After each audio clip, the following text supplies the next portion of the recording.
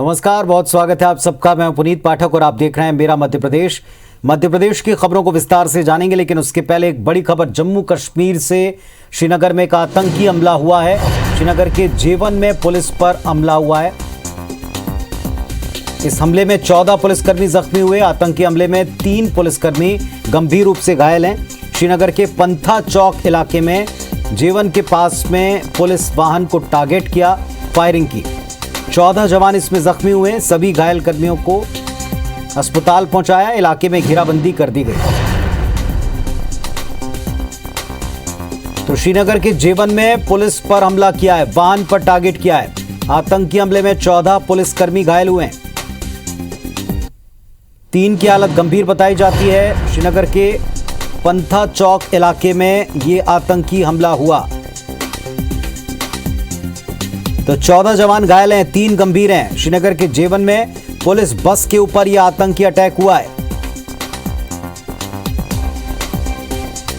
सोमवार शाम को यानी अब से कुछ देर पहले हमला हुआ है। जेवन इलाके में लगातार फायरिंग की खबरें, फायरिंग की आवाजें आना बताया गया। सूत्रों के मुताबिक पुलिस बस के ऊपर टारगेट करते हुए गोलियां बरसाई गई हैं। 14 जवान इसमें जख्मी हुए हैं। 4 की हालत इसमें गंभीर बताई गई थी शुरुआती तौर पर, लेकिन अब बताया जा रहा है कि 3 जवान गंभीर रूप से घायल इसमें हुए हैं।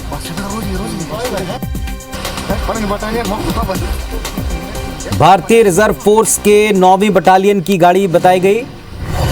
आतंकियों ने इस गाड़ी पर अंधाधुंध गोलीबारी की है। सभी घायलों को अस्पताल पहुंचा दिया गया है। इलाके की घेराबंदी की जा रही है।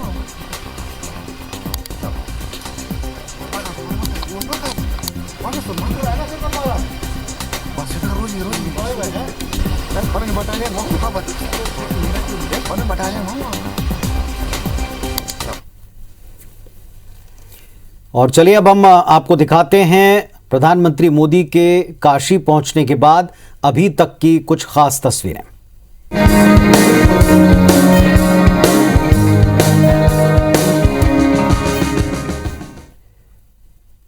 देश के प्रधानमंत्री इस वक्त वाराणसी में हैं, अपने निर्वाचन क्षेत्र में हैं, अपने संसदीय क्षेत्र में, और गंगा आरती में शामिल हुए हैं।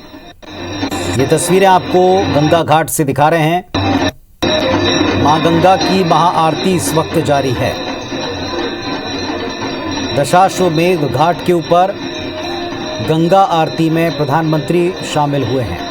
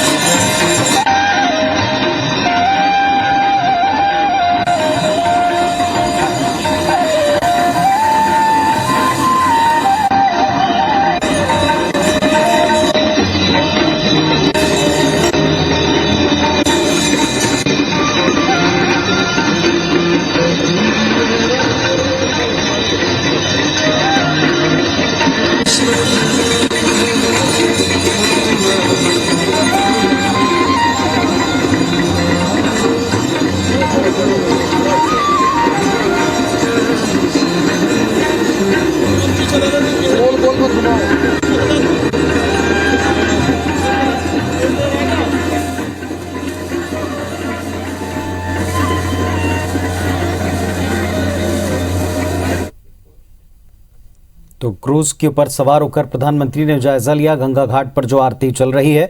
दशाश्वमेध घाट के ऊपर आरती का क्रम जारी है और प्रधानमंत्री उसे देख रहे हैं, निहार रहे हैं और साथ में इस आरती में शामिल भी हुए हैं। प्रधानमंत्री नरेंद्र मोदी के वाराणसी में दिव्य काशी भव्य काशी को लेकर पूरे देश में कार्यक्रमों का आयोजन हुआ है। मध्य प्रदेश के प्रमुख मंदिरों और प्रदेश के 1070 मंडल पर एलईडी स्क्रीन लगाकर इस कार्यक्रम का लाइव प्रसारण किया गया। इसी क्रम में मध्य प्रदेश में भी 3 तस्वीरें आप देख रहे हैं टीवी स्क्रीन पर। भोपाल के करुणाधाम आश्रम में बीजेपी प्रदेश अध्यक्ष वीरी शर्मा समेत सैकड़ों कार्यकर्ताओं ने दिव्य काशी भव्य काशी कार्यक्रम को लाइव देखा। उधर इंदौर में बीजेपी ने मंडल स्तर पर कार्यक्रम का लाइव प्रसारण कराया। इंदौर के प्रमुख मंदिर और 28 मंडलों पर एलईडी स्क्रीन लगे थे।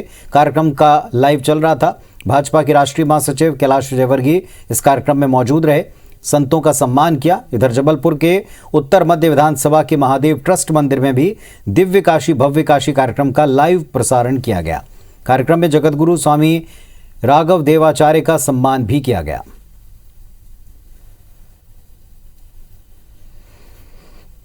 माननीय प्रधानमंत्री नरेंद्र मोदी जी ने आज दिव्य काशी और भव्य काशी का लोकार्पण किया है। इसके लिए मैं भारतीय जनता पार्टी मध्य प्रदेश की ओर से, मध्य प्रदेश की 8 करोड़ जनता की ओर से माननीय प्रधानमंत्री जी का बहुत हृदय से आभार व्यक्त करता हूं, अभिनंदन करता हूं कि माननीय प्रधानमंत्री जी ने आज काशी विश्वनाथ में एक कॉरिडोर का लोकार्पण करके इस भारत के अंदर इतिहास बनाने का काम किया। अब विश्व के पटल पर एक बहुत बड़ा धार्मिक पर्यटक स्थल बनेगा और मैं समझता हूं कि एक बहुत बड़ा रोजगार और आय का माध्यम यह डेवलपमेंट भी होगा काशी विश्वनाथ के लिए। भाजपा के राष्ट्रीय महासचिव कैलाश विजयवर्गीय ने इंदौर में काशी विश्वनाथ पर बड़ा बयान दिया। काशी में बीजेपी के 11 मुख्यमंत्री और 7 उप मुख्यमंत्री की मौजूदगी पर कहा कि काशी को देखने के लिए भारत का हर नागरिक जाना चाहता है। काशी विश्व पटल के ऊपर काशी विश्वनाथ का एक बड़ा धार्मिक स्थान है और रोजगार का जरिया बनेगा। उन्होंने कहा मोदी जी और योगी जी के नेतृत्व में काफ़ी कमाल की पहल हो रही है। पहली बार आज़ादी के बाद जो तीर्थ स्थल उपेक्षित थे उनका डेवलपमेंट हो रहा है।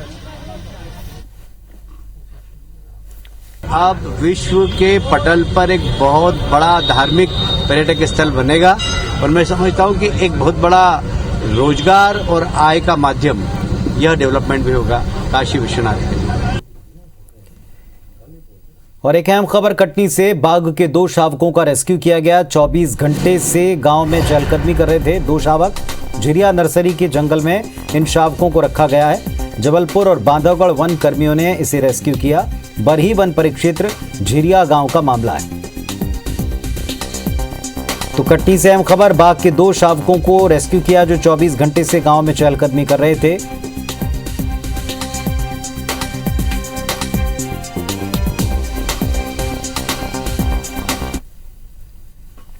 जयपुर में राहुल गांधी के हिंदुत्व पर दिए गए बयान पर सियासी बयानबाजी तेज हो गई। राहुल के बयान पर प्रदेश के गृह मंत्री डॉक्टर नरोत्तम मिश्रा ने पलटवार किया। उन्होंने कहा है कि अंग्रेजों की तरह विभाजन करना कांग्रेस की राजनीति बन गई है। राम मंदिर बनाते हैं तो हिंदू और हिंदुत्व पर डिफरेंस हमारे साथ लागू करने की कोशिश करते हैं। साथ ही कहा कि पूरे देश में तोड़ने का काम कोई कर रहा है तो राहुल गांधी कर रहे हैं। जातियों के नाम पर, धर्म के नाम पर अच्छा होता कि राजस्थान में राहुल कांग्रेस के विकास के काम गिनाते। वहीं बीजेपी महासचिव कैलाश विजयवर्गीय ने राहुल गांधी के बयान को नासमझी भरा और अपरिपक्व बताया। उधर इस बयान पर कैबिनेट मंत्री विश्वास सारंग ने पलटवार करते हुए कहा कि राहुल गांधी हो या कांग्रेस का कोई भी नेता हिंदुत्व का मजाक उड़ाना जानते हैं। ये उनकी राजनीति का एजेंडा है। अभी उन्हें ज्ञान नहीं, उन्हें केवल लिखे हुए भाषण ही पढ़ना आते हैं। मैं ये विभाजन की राजनीति जैसी अंग्रेज लोग करते थे कमोबेश वैसी कांग्रेस कर रही है। हम राम मंदिर बनाते हैं तो हिंदुत्व और हिंदू में डिफरेंस हमारे साथ लागू करने की कोशिश करते हैं। वो टुकड़े टुकड़े वाली गैंग से मिलने के लिए सबसे पहले राहुल गांधी मिलने जा रहे हैं, वो हिंदू हैं। उसको कांग्रेस में कन्हैया कुमार को शामिल करते हैं। कन्हैया और राहुल गांधी हिंदू हैं। इन दोनों के हिंदू और हिंदुत्व की परिभाषा देख लें। देखिए, बचकाना बयान है, वो हिंदू और हिंदुत्व को अलग कर रहे हैं। मैं समझता हूं कि नासमझी भरा उनका बयान है और इससे पता लगता है कि वो बहुत ही अपरिपक्व है। आतंकवादी हो या देश को कि एकता अखंडता पर कुठाराघात करने वाला कोई भी व्यक्ति हो वो दिग्विजय सिंह जी के लिए हीरो होगा। तो दिग्विजय सिंह जी कुछ और अपेक्षा करना भी शायद गलत होगा। गृह मंत्री नरोत्तम मिश्रा ग्वालियर दौरे पर रहे और इस दौरान नरोत्तम मिश्रा ने पुलिस को सौगात दी। नरोत्तम मिश्रा ने नवनिर्मित आवासों का लोकार्पण किया। मध्य प्रदेश पुलिस आवास और अधोसंरचना विकास निगम ने इनको बनवाया। इस दौरान मिश्रा ने कहा कि हम लगातार पुलिस को सौगात दे रहे हैं। पहले पुलिस में क्रमोन्नति पदोन्नति लागू की, अब कमिश्नर प्रणाली लागू की। साथ ही नरोत्तम मिश्रा ने कहा कि पत्थर फेंकने वालों के खिलाफ मध्य प्रदेश में विधेयक अगले महीने आ रहा है, इससे पत्थरबाजों पर लगाम कसेगी। उन्होंने दावा किया कि हमने नक्सल अपराध पर नकेल कसने में भी कामयाबी पाई है। आप पूरे प्रदेश में देख रहे होंगे, एक हफ्ते पहले पुलिस कमिश्नर प्रणाली लागू की है। पूरे प्रदेश के अंदर क्रमोन्नति और पदोन्नति का कांस्टेबल को हेड कांस्टेबल को एएसआई को एसआई। तो हमने धर्म स्वातंत्र विधेयक इस प्रदेश के अंदर लाके बदलाव किया। पत्थर फेंकने वाला विधेयक आने वाले अगले महीने में आ रहा है। ट्रैफिक समस्या से निजात का ग्वालियर में एक और प्रयास हुआ। दरअसल शहर में ट्रैफिक समस्या से निजात दिलाने के लिए मल्टी लेवल पार्किंग बनाई गई। 4 करोड़ की लागत से इसे तैयार किया है। ये पार्किंग ग्वालियर के कंपू इलाके में बनी है, जिसका उद्घाटन केंद्रीय उड्डयन मंत्री ज्योतिरादित्य सिंधिया ने किया। इस कार्यक्रम में सिंधिया ने शहर के लोगों से हाथ जोड़कर मल्टी लेवल पार्किंग का उपयोग करने और स्वच्छता अभियान में बढ़ चढ़कर हिस्सा लेने की अपील की। सिंधिया ने स्वच्छता को लेकर लोगों को शपथ भी दिलवाई और कहा कि हमें स्वच्छता के लिए खुद ही आगे आना होगा।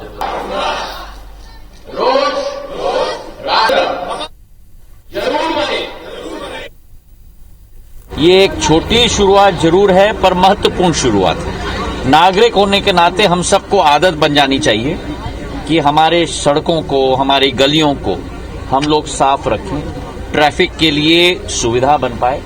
और ऐसे मल्टी लेवल पार्किंग की बहुत जरूरत थी, बहुत किल्लत थी। चलिए देखते हैं बिग न्यूज। जम्मू कश्मीर में श्रीनगर में आतंकियों ने पुलिस फोर्स पर हमला किया। श्रीनगर के जेवन इलाके में फायरिंग की आवाजें सुनी गईं। सूत्रों के मुताबिक आतंकवादियों ने पुलिस बस पर गोलियां बरसाईं। 3 जवानों की मौत हो गई, 11 जवानों के घायल होने की खबर है।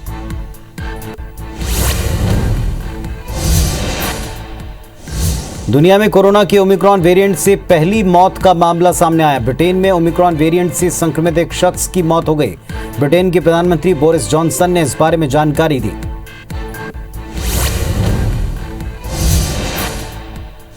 कोरोना वायरस संक्रमण के कारण जान गंवाने वालों के परिजनों को 50,000 रुपए का मुआवजा देने के मामले में सुप्रीम कोर्ट ने सरकार को फटकार लगाई। सुप्रीम कोर्ट ने मुआवजे के वितरण में तेजी लाने के निर्देश दिए। कहा कि 1 हफ्ते के अंदर सभी लंबित आवेदनों के ऊपर मुआवजा दिया जाए।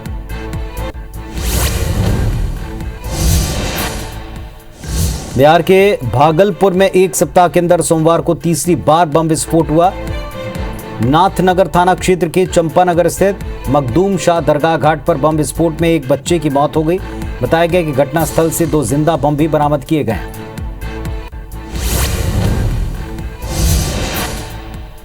सीमा सुरक्षा बल ने दक्षिण बंगाल सीमांत के उत्तर 24 परगना इलाके से 7 बांग्लादेशी नागरिकों को अवैध तरीके से अंतर्राष्ट्रीय सीमा पार करते गिरफ्तार किया। गिरफ्तार किए गए सभी बांग्लादेशी नागरिकों को अग्रिम कानूनी कार्रवाई के लिए पुलिस थाना हेमनगर कोस्टल को सौंपा गया।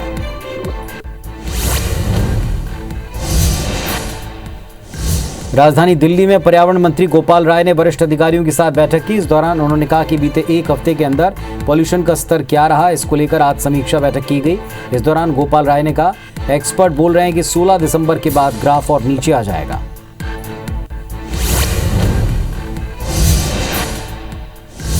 साउथ अफ्रीका के खिलाफ 26 दिसंबर से शुरू हो रही टेस्ट सीरीज के पहले टीम इंडिया को बड़ा झटका लगा। टीम इंडिया के ओपनर और उपकप्तान रोहित शर्मा के हाथ में चोट के कारण सीरीज के तीनों टेस्ट से वो बाहर हो गए। उनके स्थान पर गुजरात के बल्लेबाज प्रियांक पांचाल को 18 सदस्यीय टीम में शामिल किया है।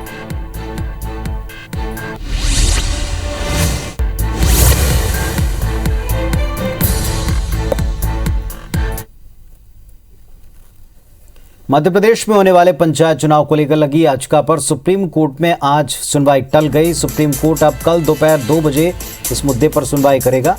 सुप्रीम कोर्ट आरक्षण से जुड़ी याचिकाओं पर कल एक साथ ही सुनवाई करेगा। कांग्रेस नेता सैयद जाफर और जया ठाकुर ने सुप्रीम कोर्ट में याचिका दायर की है, जिसमें 7 साल पुराने परिसीमन और आरक्षण पर चुनाव कराने को चुनौती दी गई। याचिका में आरक्षण में रोटेशन प्रणाली लागू नहीं करने को असंवैधानिक करार दिया है।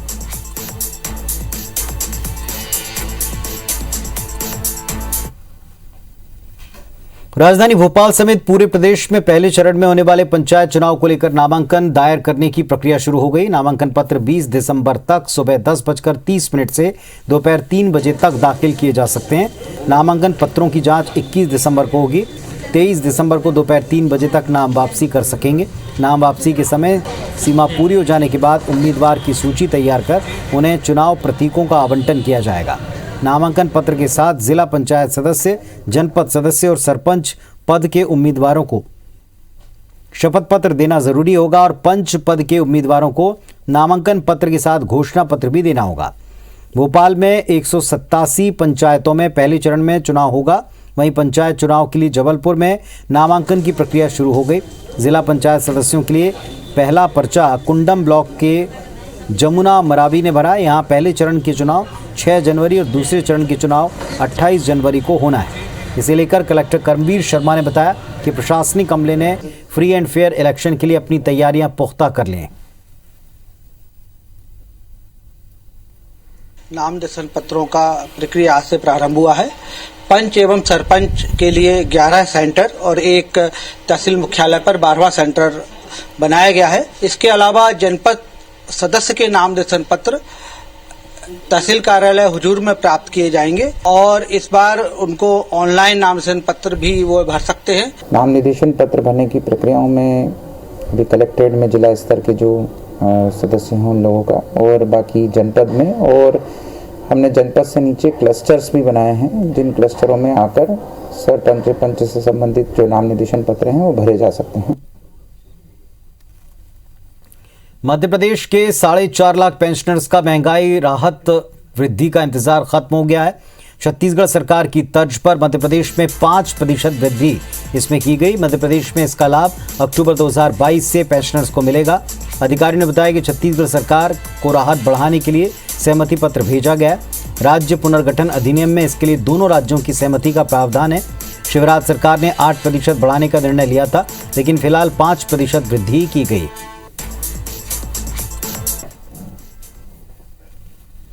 तो इस बुलेटिन में फिलहाल इतना ही। नमस्कार।